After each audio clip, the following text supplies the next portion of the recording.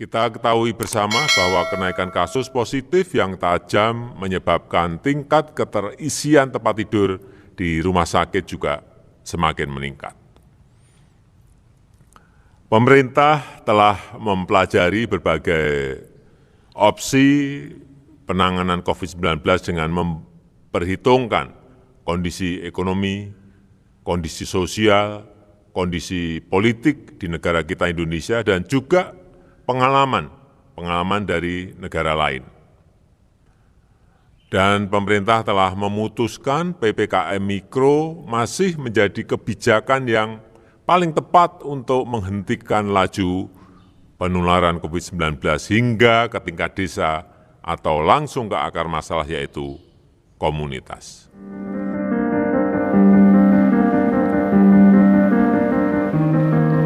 Presiden Joko Widodo sore tadi mengatakan bangsa Indonesia saat ini masih harus menghadapi ujian yang berat. Ya. Jadi kapan kita akan lulus dari ujian pandemi ini? Kapan kita lulus ujian, Dr. Tompi? Sambil kita menunggu terhubung dengan Menteri Kesehatan, Pak Budi Gunadi Sadikin. Yang jelas memang ini sudah 1,5 tahun, Dok. Ya. 1,5 tahun kita lewati, dan tadi kita dengarkan Pak Presiden bilang bahwa yang paling tepat saat ini PPKM skala mikro, dan sekarang skala mikronya dipertebal.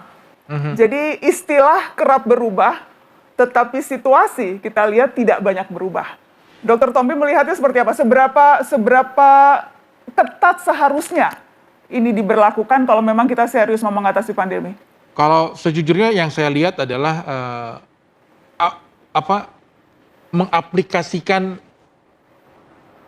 mengaplikasikannya ini yang kurang oke sih, Mbak Nana. Jadi pengawasan yang kurang ketat. Jadi terkesan hanya berupa anjuran ya. Namun tidak ada pengawasan yang ketat gitu. Nggak jelas gitu. Ya. Dan regulasi saya lihat seringkali bertabrakan gitu. Yang terjadi di lapangan. Contohnya seperti yang di Jakarta saat ini, pembatasan aktivitas dari jam 9 malam sampai jam 4 pagi. Which is padahal sebenarnya resiko penularan tertinggi justru pada jam kerja. Ya jam tidur malah diatur gitu. Jadi ini memang rada nggak jelas maunya apa sih sebenarnya. Kita tanya Pak Menteri Kesehatan maunya apa, sudah terhubung? Pak Budi, selamat malam Pak Budi. Selamat malam Dr. Tompi. Nah, Pak Budi, malam Mbak Nasa.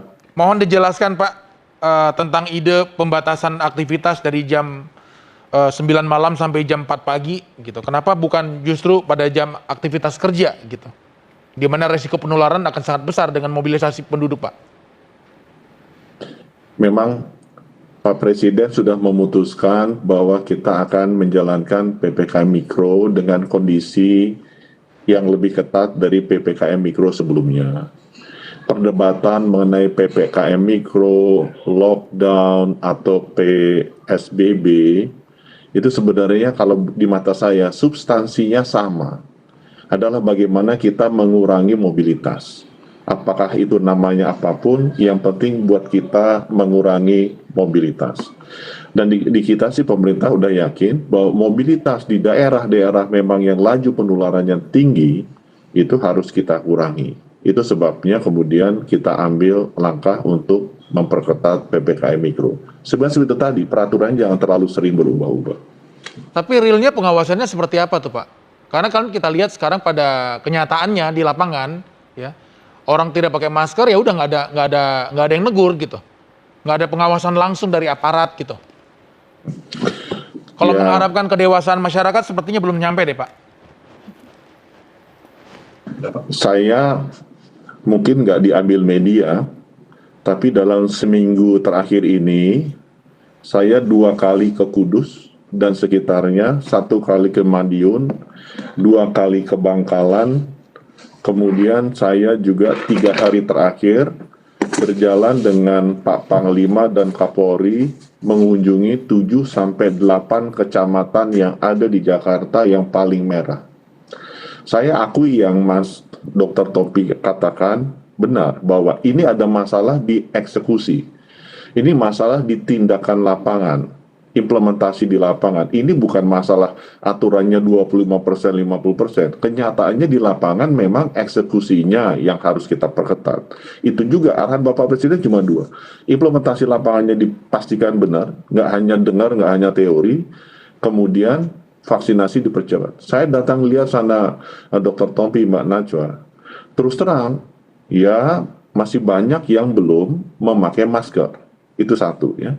Itu yang sekarang kenapa TNI dan Polri diminta oleh Bapak Presiden untuk take the lead untuk memastikan disiplinnya dijalankan. Itu yang pertama. Yang kedua, kita masuk itu ke kecamatan-kecamatan. Kita lihat dengan mata kepala sendiri. Realnya akan seperti apa, Pak? Apakah akan melibatkan tentara atau polisi sebagai pengawas di lapangan?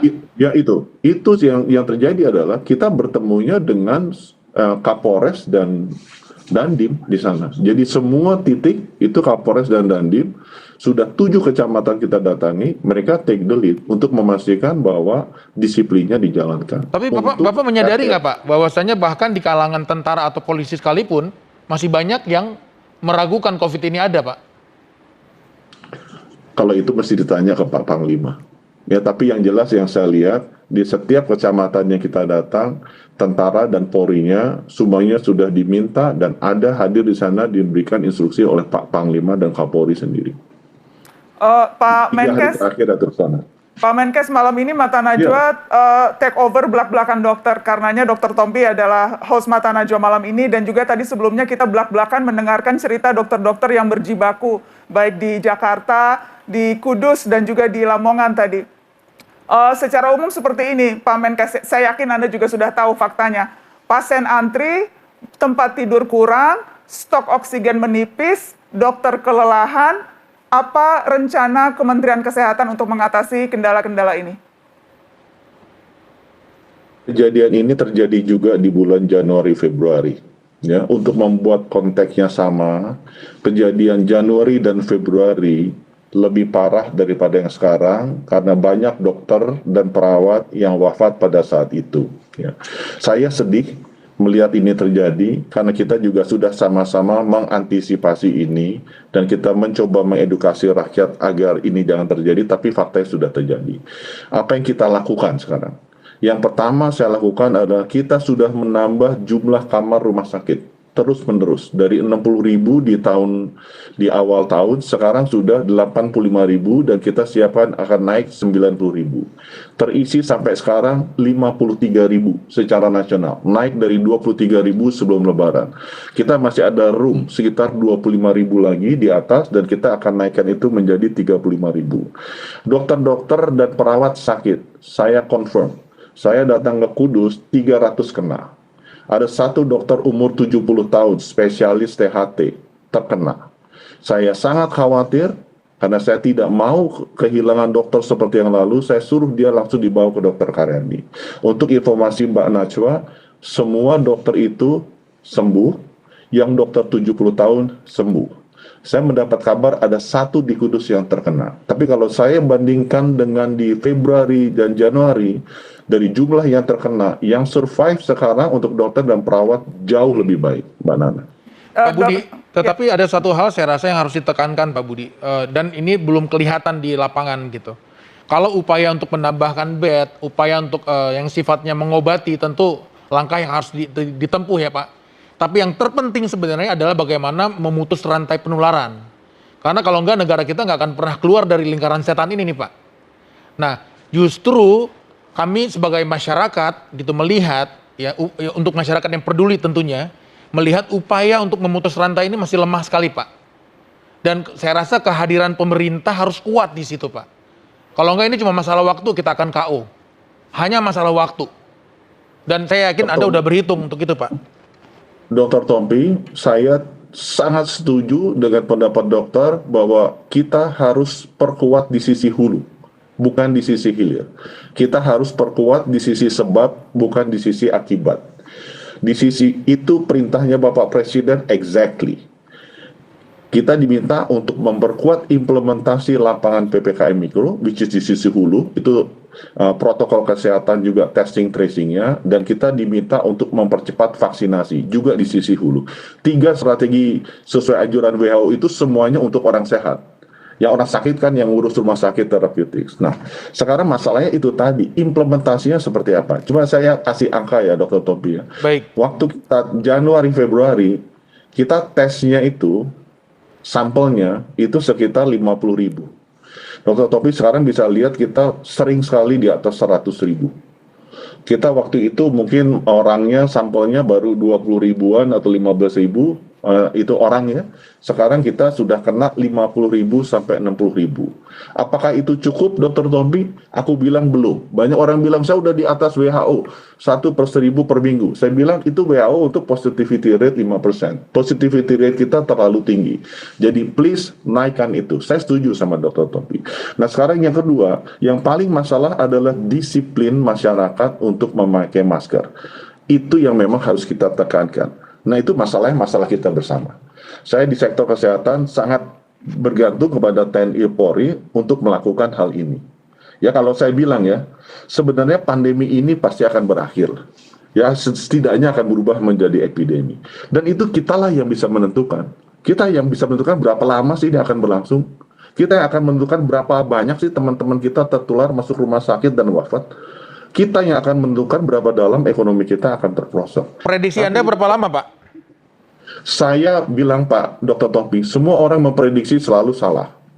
Jadi kalau saya jujur, saya lebih baik fokus ke bekerja untuk memastikan ini terjadi. Tapi kan harus ada target dong, Pak. Kalau enggak nanti nggak ada pegangan ya, Pak. Semua orang sudah ngomongin dan semuanya miss.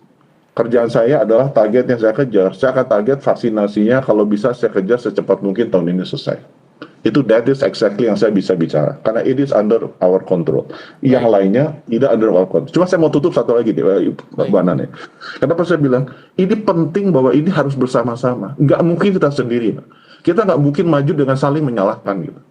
Kita harus bersama-sama menyelesaikan pandemi ini. Kita yang menentukan. Kalau kita hanya saling menyalahkan, saling berdebat, berwacana di luar, tapi tidak eksekusi, nggak selesai. Malah akan terus-terusan, rakyat kasihan. Ini saatnya kita bersama-sama, yuk kita beresin. Modal sosial kita is so big, kita unlock, kita rajut, kita gunakan. Energinya dipakai ke arah sana. Saya believe ya, Indonesia, bangsa ini, udah banyak menghadapi masalah lebih besar dari ini. Pasti kita bisa ngatasinya. Asal kita mau bekerja sama dan memanfaatkan seluruh modal sosial yang kita miliki. Baik, terima kasih. Terima kasih Pak Budi, dan saya rasa kami semua di sini dan masyarakat Indonesia pada umumnya siap untuk mendukung program baik ini, Pak. Semua udah lelah ya, dan berharap ini segera berakhir. Mudah-mudahan ya Pak, sama-sama ya Pak. Ya. Terima kasih. Dan liburan. Satu lagi Pak Dokter, ini ada liburan lagi, ini ada liburan sekolah, liburan Idul Adha. Stay at home and stay safe. Baik Pak, terima kasih banyak Pak. Pak Menkes, terima kasih sudah bergabung di Mata Najwa Takeover. Selamat bekerja, sehat-sehat terus untuk Anda, Pak. Ya, terima kasih. Kita akan break sebentar dan tetap di Mata Najwa.